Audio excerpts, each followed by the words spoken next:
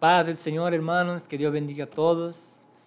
En esta oportunidad, una vez más, agradecemos a Dios. Estamos aquí para estudiar nuestra revista La Victoria sobre el Mundo. Ya estamos en la lección número 14.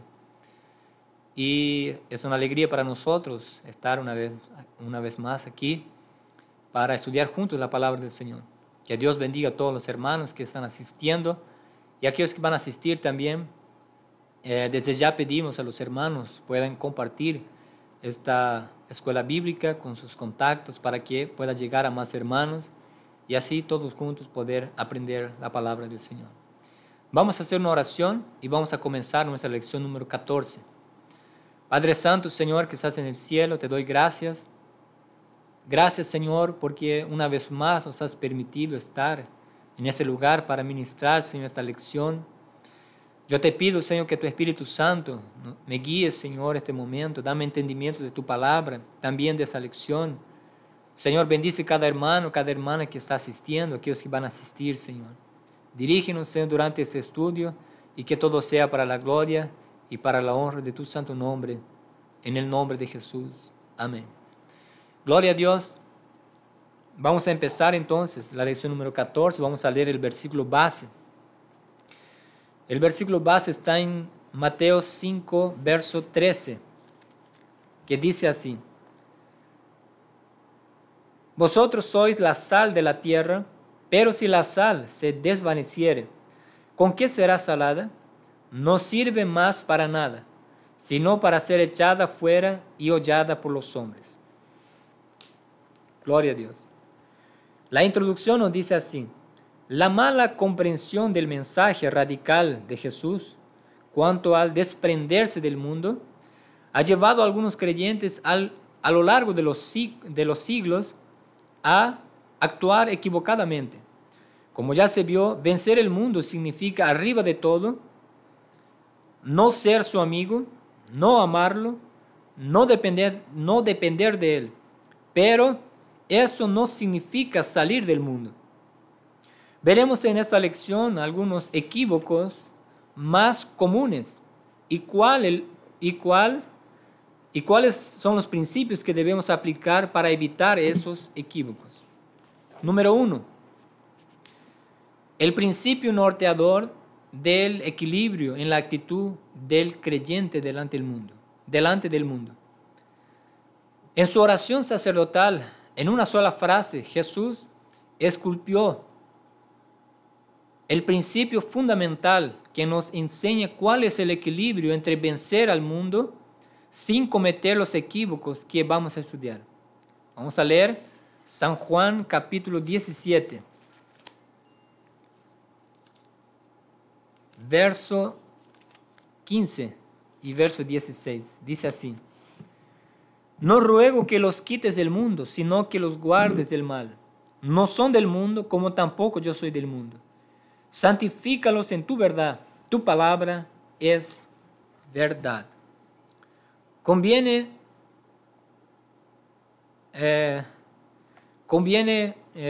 esta palabra desmenuzar ese principio para una mejor comprensión. Número 1. El cristiano no es del mundo, tanto cuanto Jesucristo no lo fue. No somos del mundo. Nuestra esperanza, nuestros sueños y anhelos no deben estar concentrados en este mundo. Si una casa está incendiándose, no podemos hacer planes con ella. El mundo está condenado al fuego. En él podemos vivir apenas algunos minutos si llevamos en cuenta la eternidad. Luego sería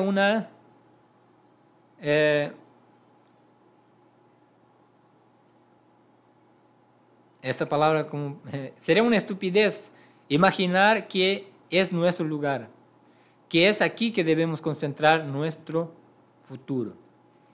Gloria a Dios. Aquí estamos comparando al mundo con una casa en llamas, una casa incendiándose.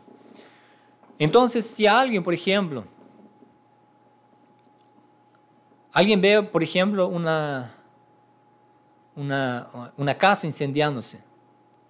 Por ejemplo, el dueño de una determinada casa está llegando cerca de su casa y él ve que su casa está tomada por el fuego, está incendiándose completamente. Él no puede hacer planes con aquella casa. Él no puede decir así: mañana voy a festejar mi cumpleaños en mi casa. Porque él está viendo, su casa está siendo destruida. ¿Para qué hacer planes con algo que está por ser destruido? Está siendo destruido. Entonces así es el mundo. La palabra de Dios dice que el mundo está reservado para el fuego. Entonces, cuando Dios destruyó, por ejemplo, la civilización en el tiempo de Noé, el Señor dijo que nunca más iría a destruir con agua. Pero la destrucción en los últimos tiempos no será por medio de agua, será por medio del fuego. Entonces este mundo es como la casa que está incendiándose. Yo no puedo concentrar mis sueños en este mundo. Yo no puedo concentrar mi esperanza en este mundo. No puedo concentrar mis planes en este mundo. Entonces, si yo hago así, yo estaré siendo,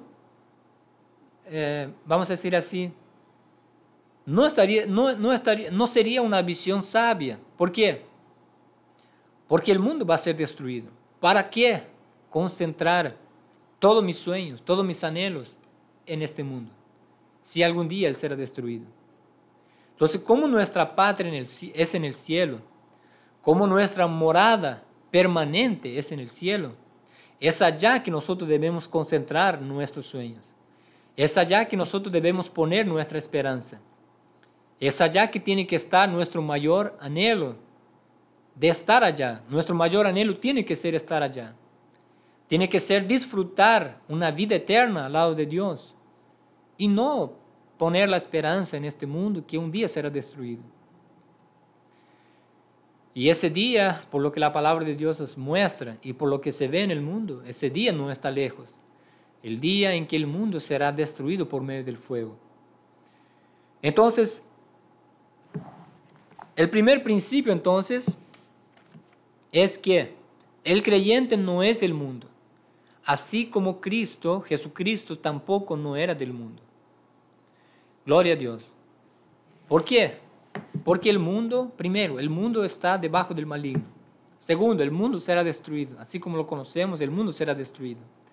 Entonces es una locura pensar que es una locura poner mi esperanza en este mundo. Si yo sé que será destruido, la palabra de Dios está diciendo. La Biblia muestra que el mundo será destruido. Entonces, como dije, es una locura hacer planes con el mundo, como si el mundo fuese a permanecer eternamente, como si la vida en esta tierra fuese a durar para toda la eternidad. Primer principio entonces, nosotros creyentes, el creyente no es del mundo, así también como Cristo no era del mundo. Número 2, aunque no siendo de aquí, estamos aquí. Aunque no siendo de aquí, tenemos que entender que estamos aquí. Y nuestra victoria en la lucha, y que nuestra victoria en la lucha para vencer el mundo no es conseguir dejarlo, pero es no ser contaminado por él. Debemos guardarnos del mal. Por eso, Santiago afirma, vamos a leer la carta de Santiago, capítulo 1,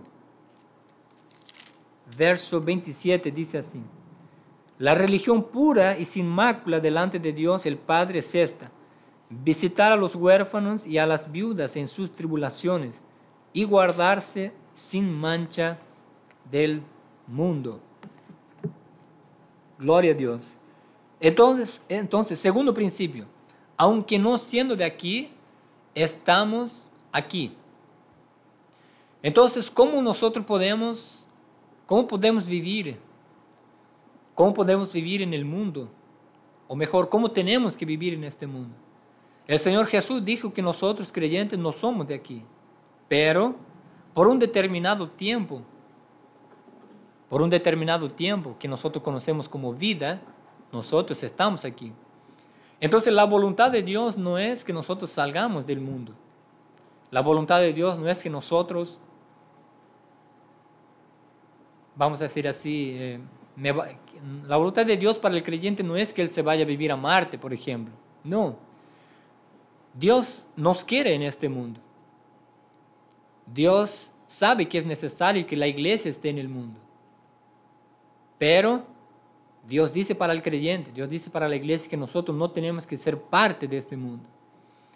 Entonces, ese es el gran desafío del creyente. Es el gran desafío de la iglesia, estar en el mundo y no ser contaminado por el mundo. Gloria a Dios. Entonces yo puedo estar en el mundo, vivir en el mundo, pero no dejarme contaminar por él. ¿Esto es posible? Claro que es posible. El Señor Jesús demostró esto.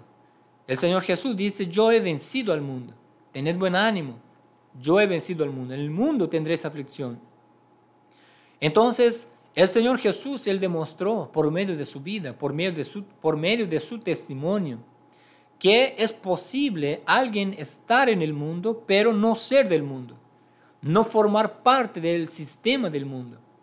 No formar parte del sistema corrompido y que está bajo el maligno. Entonces es posible, porque en el Señor Jesús nosotros aprendemos esto. En la vida del Señor Jesús aprendemos esto. Entonces cuando alguien dice, es imposible no ser parte del mundo, estamos aquí, entonces hay que ser parte del mundo. No, la palabra de Dios me enseña otra cosa. Es posible vivir en el mundo y no ser parte del mundo. Porque de otra manera, si no fuese posible, el Espíritu Santo no hubiese inspirado a Santiago a escribir este versículo. Voy a leer de nuevo. La religión pura y sin mácula delante de Dios el Padre es esta: visitar a los huérfanos y a las viudas en sus tribulaciones y guardarse sin mancha del mundo. Si esto no fuera posible, ¿por qué Dios hubiese dicho esto por medio de su siervo? Entonces, si Dios lo dijo, es porque es posible estar en el mundo y guardarse sin mancha del mundo. O sea, no dejarse contaminar con el sistema. Entonces, el segundo principio, aunque estamos aquí,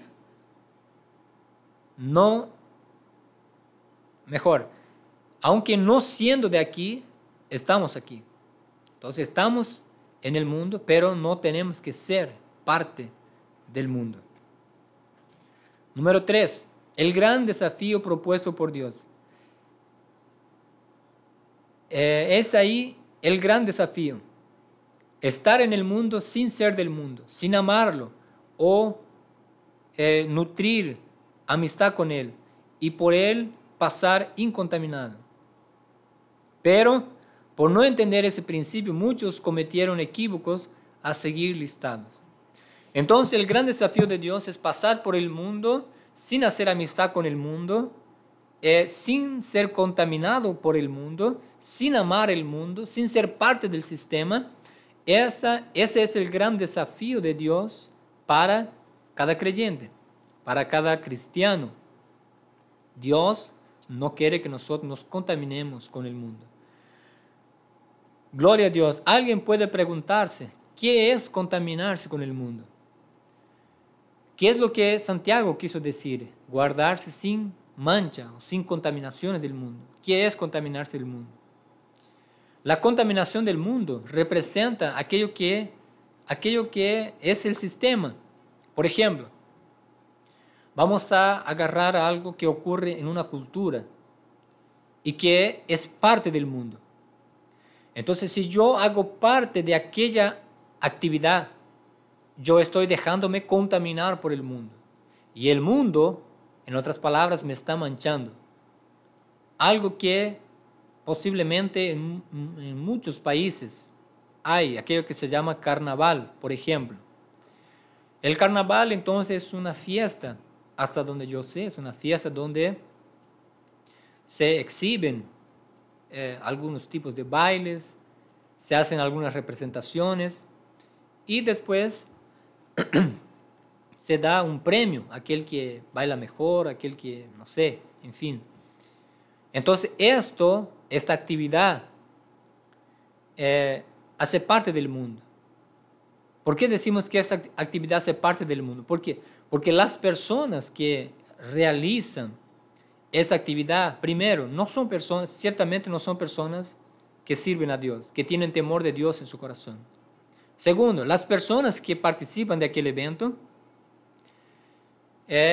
son personas que se visten de una manera indecente, una manera vulgar. Entonces, todo lo que representa aquel tan conocido carnaval, eso hace parte del mundo. Entonces, si yo, como creyente, hago parte de eso, yo voy al carnaval y, entre comillas, disfruto del carnaval, estoy ahí y hago parte de todo, entonces yo me contaminé con el mundo. Esto es contaminarse con el mundo. Eso significa contaminarse con el mundo. Gloria a Dios. Entonces Dios no quiere esto para nuestra vida. Dios no quiere eso para el creyente. Dios quiere que nosotros estemos lejos de estas costumbres del mundo, de estas fiestas, aún hasta mismo paganas, podemos decir, quizás rindiendo culto a otras entidades que no son Dios, entidades religiosas, a dioses extraños, o rindiendo culto al mismo cuerpo. Dios no quiere que nosotros hagamos parte de eso. Dios no quiere que el creyente haga parte de estas fiestas. Esto es el mundo. Y si yo hago parte de esas fiestas, entonces yo estaré dejando que el mundo me contamine. Vamos a pasar entonces ahora a los equívocos en cuanto al relacionamiento con el mundo. Gloria a Dios. Número 1, el equívoco del ascetismo. Un equívoco histórico. Cuando decimos equívoco, estamos diciendo que algo está mal. Entonces, el error del ascetismo también podemos decir. Un error histórico.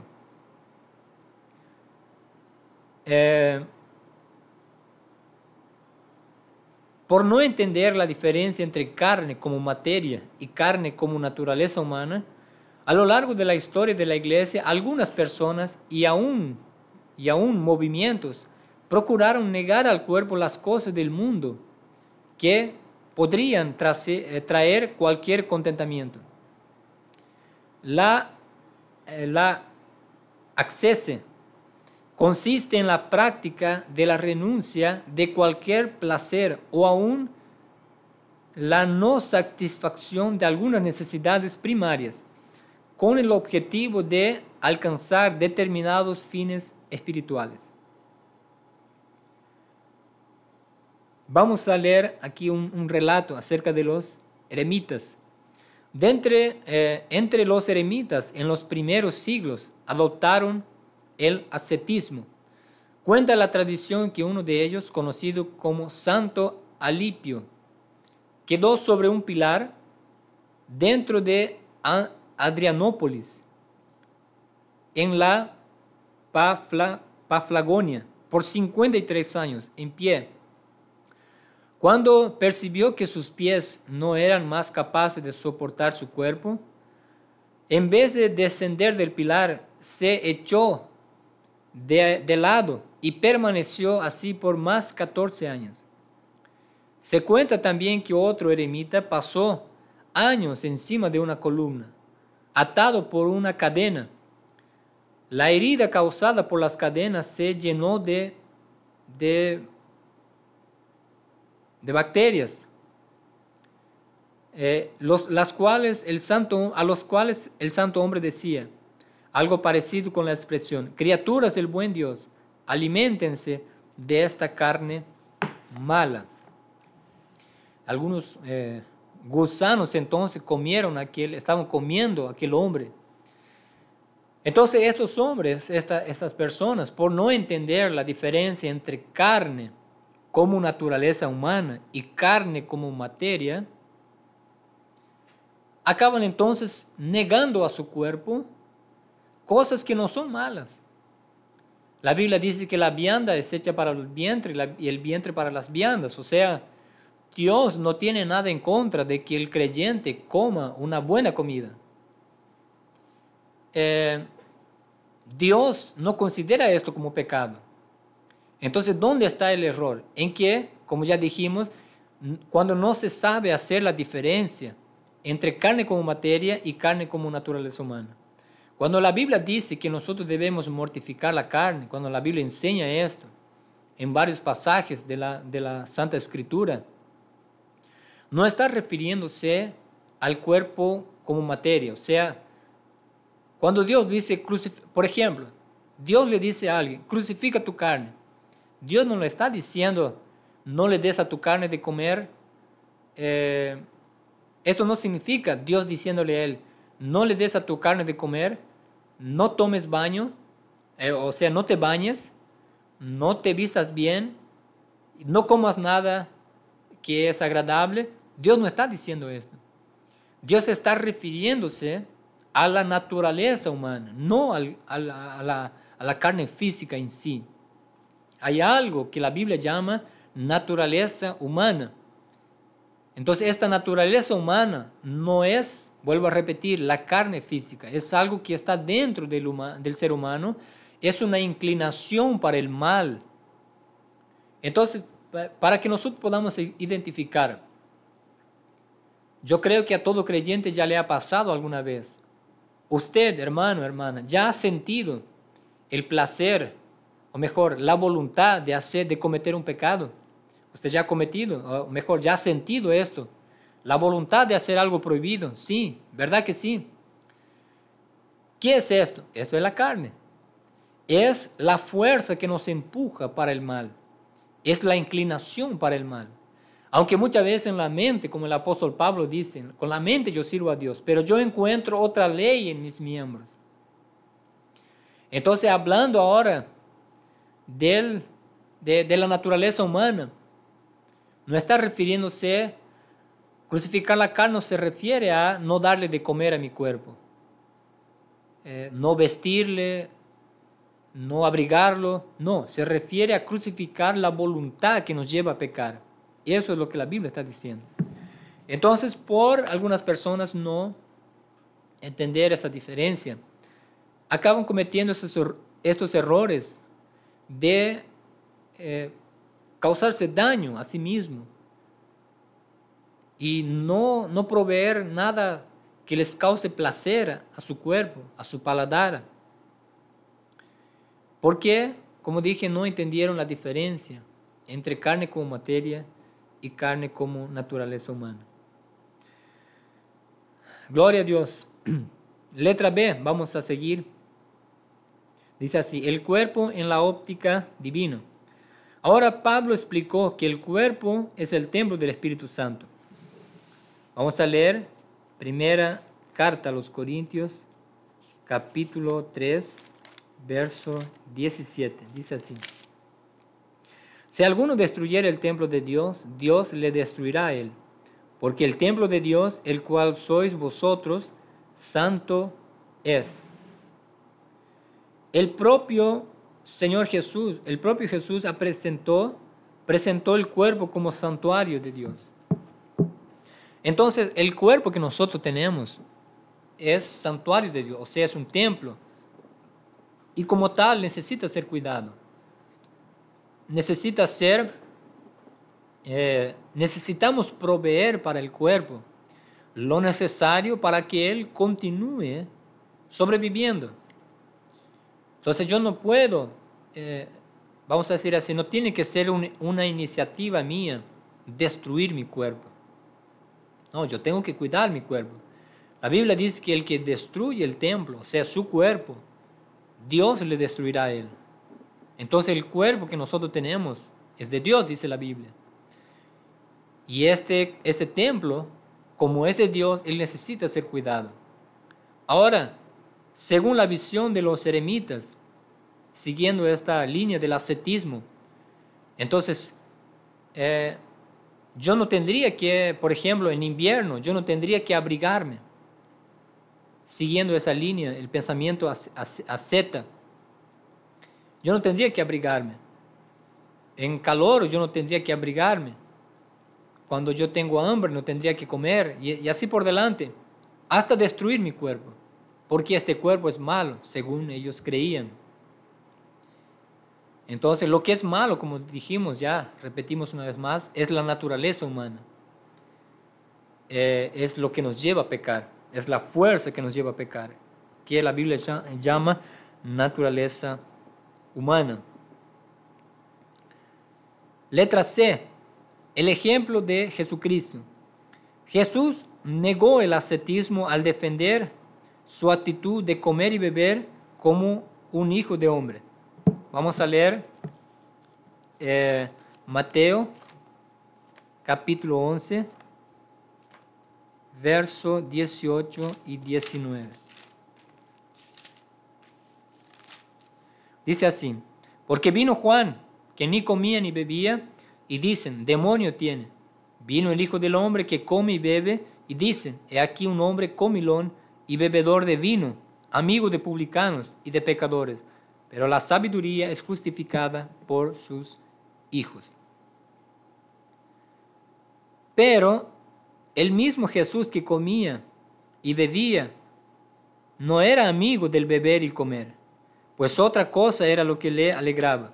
Vamos a leer ahora San Juan, capítulo 4, verso 32.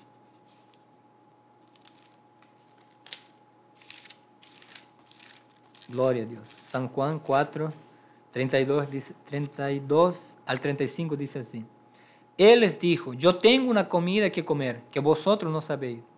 Entonces los discípulos decían unos a otros, ¿le habrá traído a alguien de comer? Jesús les dijo, mi comida es que haga la voluntad del que me envió y acabe su obra. ¿No decís vosotros, aún faltan 4 meses para que llegue la siega? He aquí os digo, alzad vuestros ojos y mirad los campos, porque ya están blancos para la siega. Gloria a Dios. Entonces, el Señor Jesús, Él no era asceta, o sea, Él comía, Él bebía como un hijo de hombre. Entonces, cuando las personas vieron al Señor Jesús, le dijeron, este es un amigo de publicanos, de pecadores, porque Él come y bebe. Pero hace un poco antes del Señor Jesús estaba Juan el Bautista. No comía ni bebía. Y las personas decían, este tiene demonio. O sea, de una u otra forma, las personas nunca estarán conformes. Siempre habrá una desconformidad en el ser humano. Porque el ser humano es, si no busca a Dios, si no tiene comunión con Dios, el ser humano por naturaleza es carnal. Entonces el Señor Jesús no era asceta, por lo cual Él comía y bebía. Esto demuestra que el cuerpo, Dios no prohíbe el comer y el beber. Entonces, por otra parte, no podemos vivir solo para comer y beber. Eso tampoco Dios está de acuerdo con eso. El Señor Jesús comía y bebía, sí, pero Él no era amigo del comer y del beber. Él no era un glotón, Él no era bebedor. Entonces, ¿por qué? Porque otra era la comida del Señor. O sea, lo que le causaba más placer, inclusive que la comida, era hacer la voluntad del Padre y acabar la obra que Él había recibido del Padre. Gloria a Dios. Letra D. ¿Qué significa estar desapegado del mundo? Ya oí a alguien criticar a los creyentes por comer una buena comida, alegando que hay cristianos y aún obreros con carencia de una buena alimentación en lugares pobres. Así sería señal de espiritualidad negar al cuerpo una comida sabrosa, en una demostración de desapego al mundo. Pero Pablo explica que no es eso que significa estar desapegado al mundo. Cuando escribe a los filipenses, él declara, vamos a leer la carta de Pablo a los Filipenses capítulo 4, verso 11 y al verso 13. Dice así, no lo digo porque tenga escasez, pues he aprendido a contentarme cualquiera que sea mi situación. Sé vivir humildemente y sé tener abundancia. En todo y por todo estoy enseñado, así para estar saciado como para tener hambre, así para tener abundancia como para padecer necesidad. Todo lo puedo en Cristo que me fortalece. Estar desapegado del mundo es, por tanto, no depender de nada del mundo para estar contento. Pablo estaba contento tanto si tuviese un asado para comer, como si tuviese que ir a dormir sin nada para comer. Su alegría no estaba en el mundo, pero en aquel que nos fortalece. Así, obrero mundano no es el que come bien. Así obrero mundano no es el que come bien, mas el que reclama si no tuviere una buena comida. Gloria a Dios. Entonces, ¿qué significa estar desapegado al mundo? En el ejemplo que nos muestra la lección, si yo sé de una familia que está pasando necesidad, y yo digo así, yo sé que la familia pasa necesidad, por lo tanto en mi casa yo no voy a comer un asado, porque yo sé que la otra familia pasa necesidad. Y esto para mí, el no comer un asado, yo estoy demostrando que no estoy apegado al mundo. Esto es una visión incorrecta. ¿Por qué? Porque aunque yo coma un asado, un ejemplo, aunque yo coma un asado y la otra familia pasando necesidad, eso no significa que yo estoy apegado al mundo solamente por comer un asado. Porque muchas veces yo ni siquiera sé que si aquella familia realmente está pasando necesidad. Y aunque estuviera pasando necesidad y el otro creyente come un asado, él no está apegado al mundo solamente por comer el asado. Entonces, el creyente espiritual no es aquel que come bien. O mejor,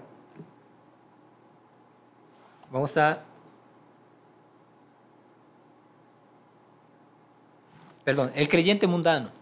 El creyente mundano no es aquel que come bien, pero es aquel que cuando no tiene nada que comer, él reclama. ¿Por qué alguien reclama? Porque alguien está apegado a algo del mundo, en este caso la comida.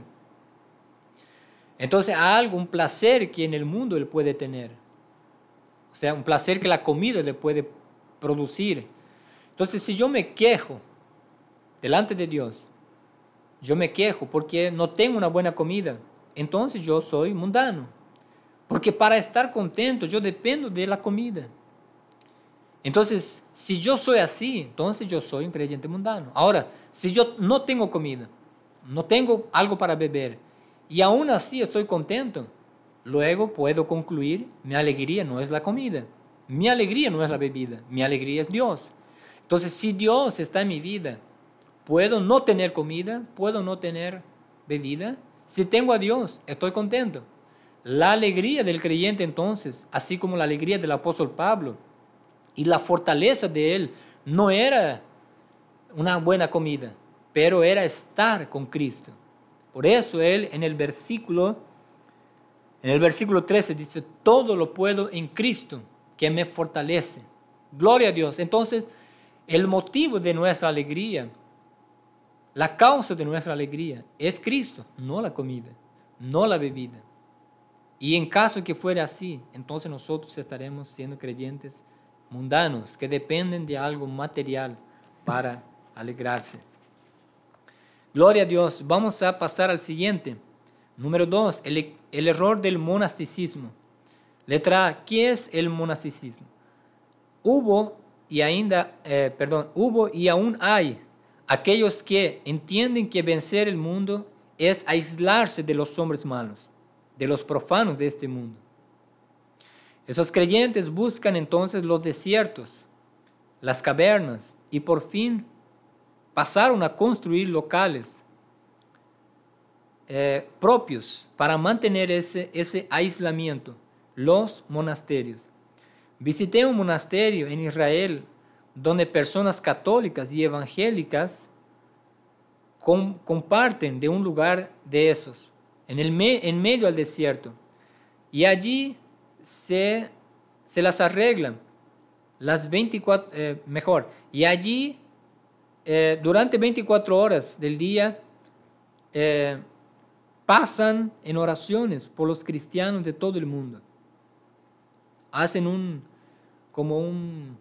una cadena de oración durante 24 horas. El lugar el lugar causa placer y allí es realmente un refugio de la azafama del mundo. Pero ellos apenas se sacaron a sí mismos del mundo sin vencerlos.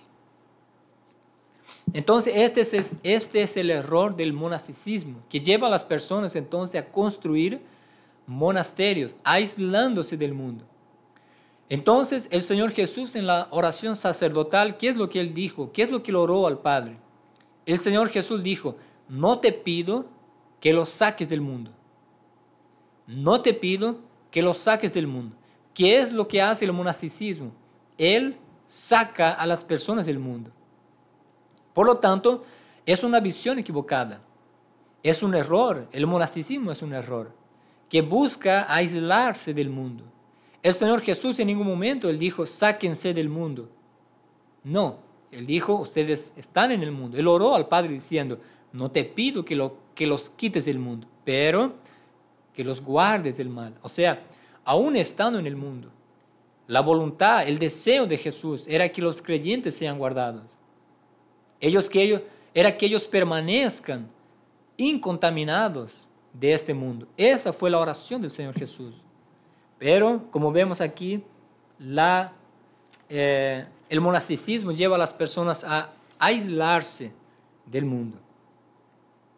¿Cuál es la orientación bíblica? Dice así, Pablo también sobre ese punto es inspirado por el Espíritu Santo. Vamos a leer 1 Corintios capítulo 5, verso 9 al verso 12, dice así. Os he escrito por carta que no os juntéis con los fornicarios, no absolutamente con los fornicarios de este mundo, o con los avaros, o con los ladrones, o con los idólatras, pues en tal caso sería necesario salir del mundo. Más bien os escribí que no os juntéis con ninguno que, llamándose hermano, fuere fornicario, o avaro, o idólatra, o maldiciente, o borracho, o ladrón, con el tal ni aun comáis. Porque, ¿qué razón tendría yo para juzgar a los que están fuera? ¿No juzgáis vosotros a los que están dentro? Gloria a Dios. Entonces aquí el apóstol Pablo, él explica que cuando él dice a los hermanos en Corinto que no se juntaran con los avaros, con los maldicientes, él no está refiriéndose a las personas del mundo que son avaras, que son maldicientes. No, y el apóstol Pablo estaba refiriéndose a los creyentes que estaban teniendo esa actitud. Entonces, si el apóstol Pablo dice, porque en tal caso, o sea, el apóstol Pablo dice así, en otras palabras, él estaba diciendo así, si yo estaría hablando de los fornicarios, avaros, maldicientes de este mundo, en este caso, ustedes tendrían que salir de este mundo. Vamos a decir así, un ejemplo, ustedes tendrían que ir a vivir a otro mundo, a Marte, algo así. Pero no estaba hablando de los fornicarios, de los avaros de este mundo. Estaba hablando de los creyentes que estaban teniendo esa actitud. El apóstol Pablo dice, con ellos no os juntéis. Entonces la voluntad de Dios, volvemos a repetir, no es que nosotros nos aislemos del mundo. Porque el hecho de que la iglesia aún permanezca en el mundo, hay un propósito en eso. Dios tiene un propósito. Dios quiere salvar a aquellos que todavía no son parte de la iglesia. Entonces, si yo me aíslo en un desierto, en un monasterio, ¿cómo Dios va a salvar a aquellos que todavía no son salvos? Entonces, Dios nos ha confiado el Evangelio para que nosotros podamos alcanzar a otros, predicando el Evangelio, hablando del amor de Dios. Entonces las personas escuchan y aceptan. El apóstol Pablo dice, ¿cómo invocarán en aquel del cual nunca oyeron? ¿Cómo van a creer si no hay nadie que les predique? Entonces esta visión del monasticismo nos lleva a aislarnos, lleva a las personas a aislarse del mundo. ¿Y cómo las personas creerán si no hay quien les predique? Imagine todos los creyentes en un desierto. todos se aíslan en un desierto. ¿Cómo las personas que no son creyentes se convertirán si no hay nadie que les predique? Si no hay nadie que anuncie el Evangelio. Entonces, esa es una visión equivocada. El monasticismo, por eso dice la lección, el error del monasticismo. Gloria a Dios. Letra C. ¿Cómo debemos vivir en el mundo? Tenemos que vivir en este mundo sabiendo que Él es malo, porque está bajo el maligno. Nuestra lucha no debe ser para salir de Él, pero sí para no ser contaminados por el mundo, para que no lo amemos y ni dependamos de Él y no tengamos con Él amistad. Gloria a Dios. Entonces, no debemos vivir en este mundo, no con nuestro corazón en el mundo, no debemos apegarnos a este mundo, no debemos hacer amistad con este mundo. Nuestro corazón siempre tiene que estar deseando vivir para siempre con el Señor. Siempre debemos estar en espera de la patria celestial, para heredar aquello que el Padre ha preparado para aquellos que le aman. Vamos a leer la Biblia. Segunda carta de Pablo a Timoteo, capítulo 4, verso 8, dice así. Por lo demás, me está guardada la corona de justicia, la cual me dará el Señor, juez justo en aquel día. Y no solamente a mí, sino también a todos los que aman su venida. Gloria a Dios. Este tiene que ser el deseo de nuestro corazón. Este tiene que ser nuestro anhelo. Esperar a un día recibir la corona de la vida. Pasar por este mundo sin ser de este mundo, sin amar a este mundo. Gloria a Dios. Vamos para el siguiente punto, el error del reformismo. Letra A, ¿qué es el reformismo? Muchos cristianos piensan que vencer al mundo es transformarlo en un lugar maravilloso. A ese pensamiento denominamos reformismo. Tales personas se olvidan que el mundo está bajo el maligno. Primera carta de Juan 5:19. Para entender ese error debemos nuevamente exponer el pasaje Primera carta a los Corintios 5, 9 al 12. Gloria a Dios. Ya hemos leído este versículo. Dice en la parte de abajo, el papel del cristiano es buscar la pureza y la santidad de la iglesia y no del mundo. Seguidamente se ve cristianos vociferando contra los pecadores, queriendo que cambien sus comportamientos, en cuanto ellos mismos no se someten a la palabra de Dios. Gloria a Dios. Entonces, en este punto hay otro error que se comete, el error del reformismo. ¿Qué es el reformismo?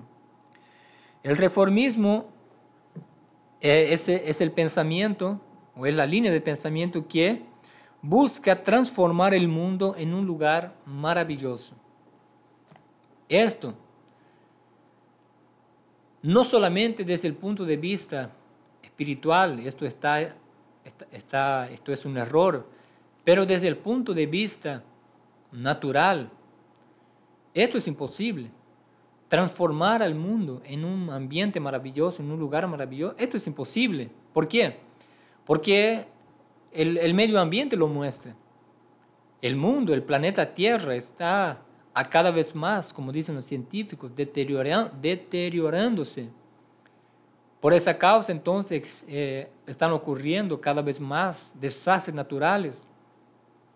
Entonces, pensar en un reformismo, pensar de acuerdo con esa línea de pensamiento, está totalmente contrario. Como ya mencionamos anteriormente, la palabra de Dios dice que el mundo será destruido. Entonces sería una contradicción yo creer que tengo que reformar el mundo en un lugar maravilloso, si el propio Dios está diciendo que lo va a destruir. Entonces muchas veces, como dice acá la lección, se ve cristianos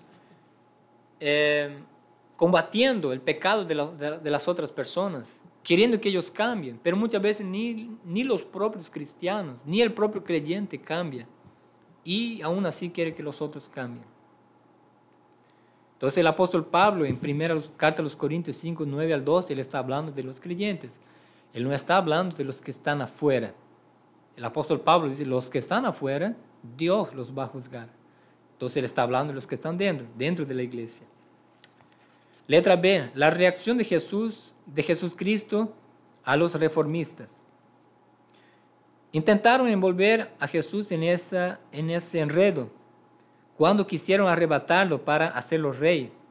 Pero, vamos a leer San Juan 6, 15, dice así. Pero entendiendo Jesús que iban a venir para apoderarse de él y hacerle rey, volvió a retirarse al monte él solo. Gloria a Dios. Entonces el Señor Jesucristo tenía bien claro, muy presente, de que su reino no era de este mundo. En ningún momento el Señor Jesús pensó en reformar este mundo, diciendo, bueno, voy a ser rey, voy a dejar que me hagan rey y voy a reformar este mundo. No, él sabía que su reino no era de este mundo. Entonces es una visión totalmente contraria a los reformistas. Gloria a Dios. Letra C. ¿Cómo el creyente puede transformar el mundo? Por la manifestación de una transformación experimentada en su propia vida. Gloria a Dios. ¿Cómo el creyente puede transformar el mundo? Primero, él mismo siendo transformado. Entonces, cuando el creyente es transformado, él conseguirá impactar el mundo con su vida. Y el mundo, por medio de él, las personas del mundo, serán transformadas. Gloria a Dios. Inclusive el sistema puede ser transformado. Quizá no totalmente, pero en parte puede ser transformado. Por ejemplo, la historia cuenta que el predicador Charles Spurgeon dice la historia que cuando él comenzó a predicar, comenzó a dar, a pastorear una iglesia, los bares de alrededor de aquella ciudad donde él tenía la iglesia, los bares cerraron. La historia cuenta que mucha gente se convirtió cuando él predicaba. Entonces, ¿por qué? Porque cuando el creyente tiene una vida realmente transformada, él, por medio de su vida, conseguirá transformar, inclusive impactar el medio ambiente en el que él vive. Primeramente las personas, pero también el sistema. Como dije, no totalmente, porque el sistema ya está bajo el maligno, pero en algunas partes, quizá el creyente impactará en la educación, el creyente impactará en la área laboral, en fin. En muchas áreas el creyente puede impactar con su testimonio, teniendo una vida realmente transformada por Dios.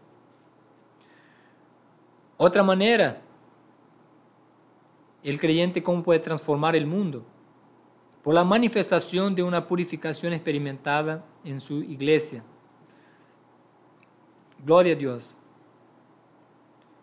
Otra de las maneras entonces es por la manifestación de una purificación experimentada en su iglesia. Primera carta de Timoteo, a Timoteo, capítulo 4, verso 16, vamos a leer.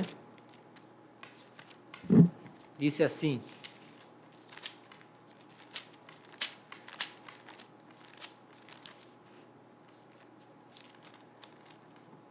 Ten cuidado de ti mismo y de la doctrina, persiste en ello, pues haciendo esto te salvarás a ti mismo y a los que te oyeren. Entonces, cuando la persona cuida, cuando el creyente cuida de sí mismo, cuando el creyente cuida de la doctrina, Dios transforma su vida, él es un creyente salvo y aquellos que están a su alrededor también podrán recibir el impacto de esta transformación. Es lo que Pablo estaba diciendo para Timoteo, cuida de ti mismo, cuida de la doctrina. Haciendo esto te salvarás, Timoteo, te vas a salvar. Pero ¿sabe qué, Timoteo? No te salvarás solamente tú, pero también a los que te escuchan, también a los que están a tu alrededor. Entonces ese es el poder de Dios en la vida de un creyente que busca su presencia, que busca vivir una vida de acuerdo con la palabra. Él no solamente será salvo, pero también por medio de su vida, Dios podrá salvar a otras personas. Gloria a Dios. El número 4, el error del inmovilismo. ¿Qué es el inmovilismo? Ese error consiste en la idea de que ya que nuestra patria que no es aquí, debemos dejar de envolvernos en las cosas relativas a las actividades terrenales. y concentrarnos solamente en trabajar para Dios. Eso también está mal. Es un error. Dios no quiere que tengamos nuestro tesoro aquí. Mateo 6:21. Nuestros pensamientos igualmente deben estar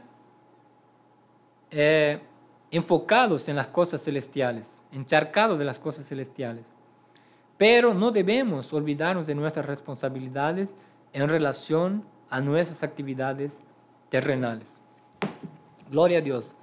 Entonces el apóstol Pablo dice en la carta a los Colosenses, capítulo 3, verso 2, que nosotros debemos estar con nuestra mirada en los cielos. O sea, nuestros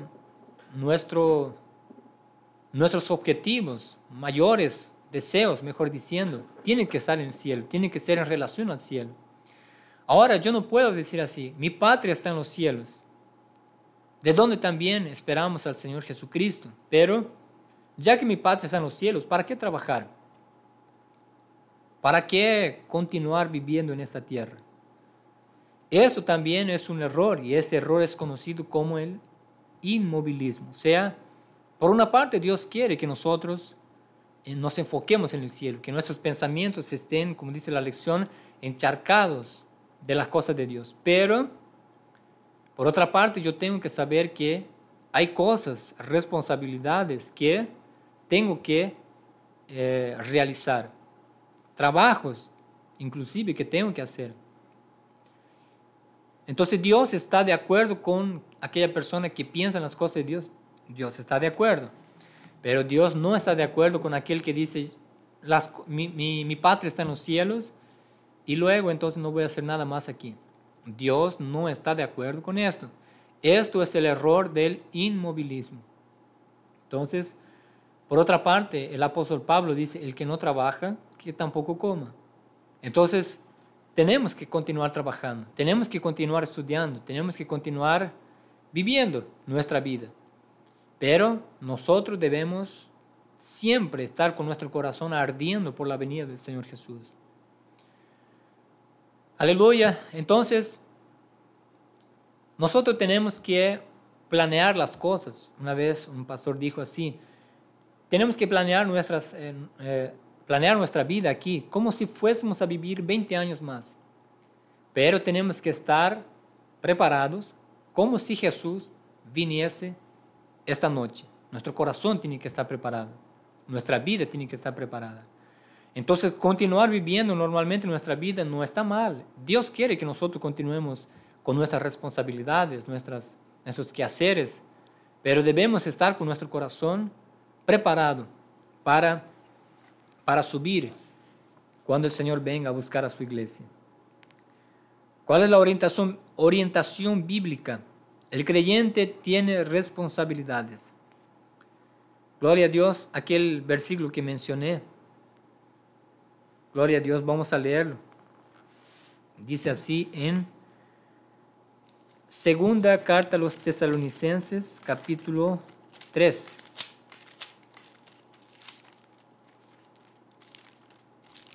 Verso 10 al 13, dice así. Porque también cuando estábamos con vosotros os ordenábamos esto. Si alguno no quiere trabajar, tampoco coma. Porque oímos que algunos de entre vosotros andan desordenadamente, no trabajando en nada, sino entremetiéndose en lo ajeno. A los tales mandamos y exhortamos por nuestro Señor Jesucristo que trabajando sosegadamente coma su propio pan. Y vosotros, hermanos, no os canséis de hacer el bien, de hacer bien. Gloria a Dios. Entonces, por otra parte, el apóstol Pablo dice para Timoteo que el que no cuida de su casa es peor que un incrédulo y ha negado la fe. Entonces, si yo digo, mi Padre está en los cielos, no voy a hacer nada, ¿qué hay de mi familia? ¿Qué hay de mis hijos? ¿Qué hay de mi esposa? ¿Cómo ellos van a sobrevivir? Si yo no proveo el alimento para ellos, entonces la Biblia dice, yo soy peor que un incrédulo. Yo he negado la fe. Entonces, en el momento que yo caigo en el error del inmovilismo, argumentando que mi Padre está en los cielos y dejo de hacer las cosas aquí, en ese momento yo dejé de agradar a Dios. Inclusive puedo perder mi salvación, porque la Biblia dice que el que no provee para los de su casa ha negado la fe. Es peor que un incrédulo.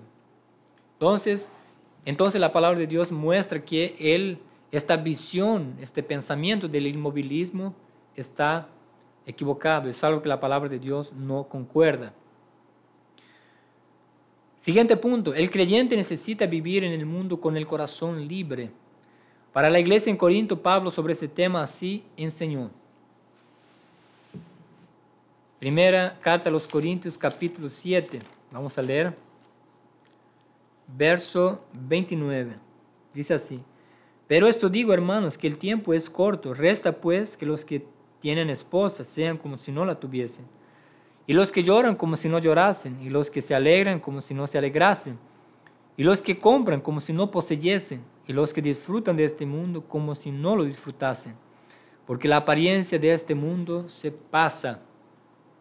Él no ordenó que no se casasen, que no comprasen o que no se utilizasen del mundo.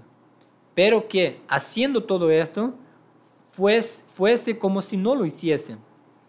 Sus corazones no podrían estar presos en nada de eso, porque la apariencia del mundo pasa. Gloria a Dios. Entonces aquí está el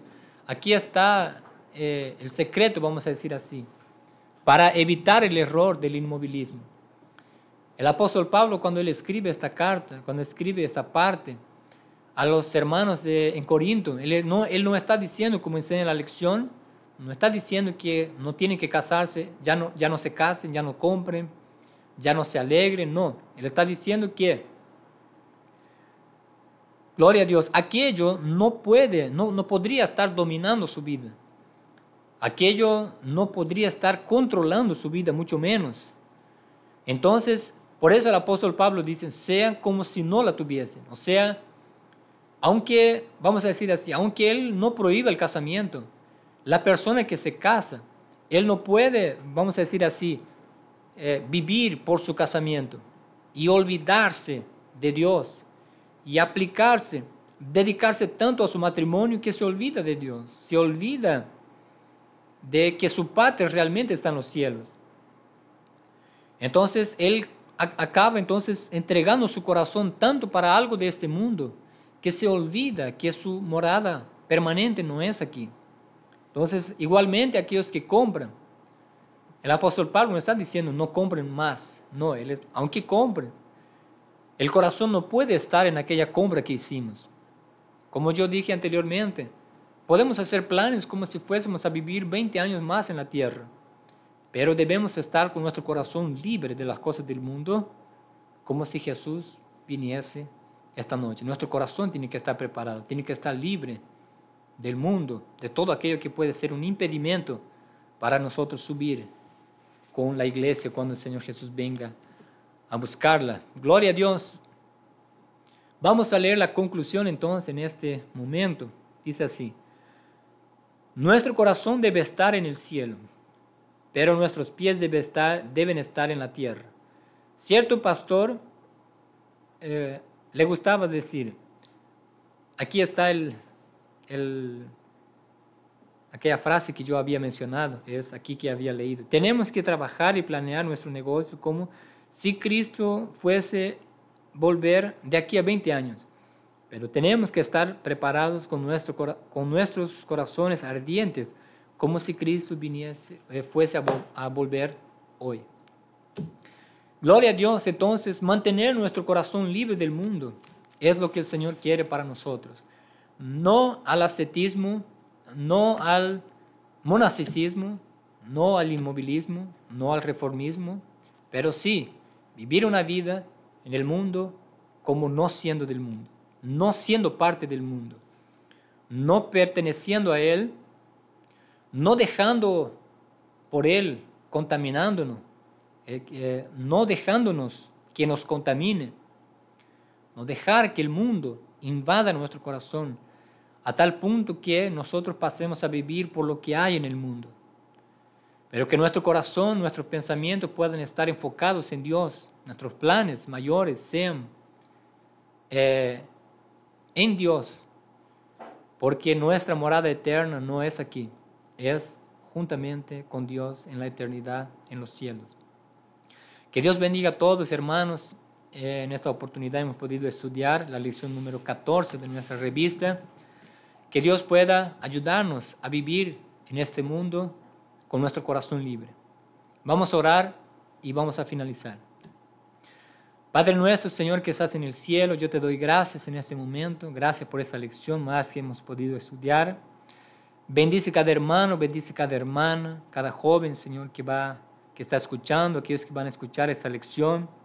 Dios, ayúdanos a vivir en este mundo, Señor, con nuestro corazón libre de este mundo. Ayuda a tu iglesia, Señor, a vivir en este mundo, pero no siendo parte de este mundo. En el nombre de Jesús yo te pido, Padre Santo, toda gloria sea dada a ti, Señor. Te damos gracias en el nombre de Jesús. Amén y amén. Que Dios bendiga a todos. En el silencio de la noche,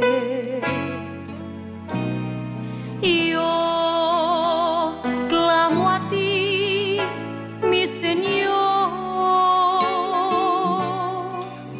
Sé que me escuchas porque puedo sentir tu Santo Espíritu tocándome, tocando todo mi ser. Postrado a tus pies, Señor, te quiero pedir perdón, Jesús. Te he fallado, Señor, y aún